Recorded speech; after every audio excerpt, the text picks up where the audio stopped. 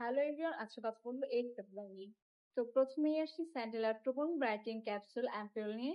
অনেক আপুরাই ক্লেম করে এটা ব্রাইটেনিং এর কাজ করে, বাট আমি বলবো এটা ব্রাইটেনিং এর না, এটা যাদের ডার্ক স্পট আছে ফেসে বা যাদের ফেসে অনেক অ্যাকনে ছিল বাট অ্যাকনে গুলো চলে যাওয়ার পরেও ফেসে অনেক ডার্ক স্পট হয়েছে, তাদের জন্য এই সিরামটা একদম পারফেক্ট।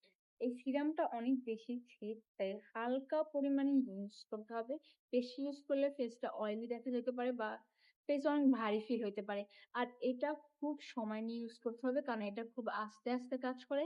যারা একটা বা দুটো প্রোডাক্ট ইউজ করে বলেন যে এটা তো কাজ করে না, কিছু হয় না, এটা কাজ করে বাট অনেক সময় নিয়ে কাজ করে। তাই এটা খুব সময় এবং ধৈর্য নিয়ে ইউজ করতে হবে, তাহলেই আপনারা একটা ভালো রেজাল্ট পাবেন। তো এবার আসি স্যান্ডেলা পোরমাইজিং ফ্রেশ অ্যান্টি।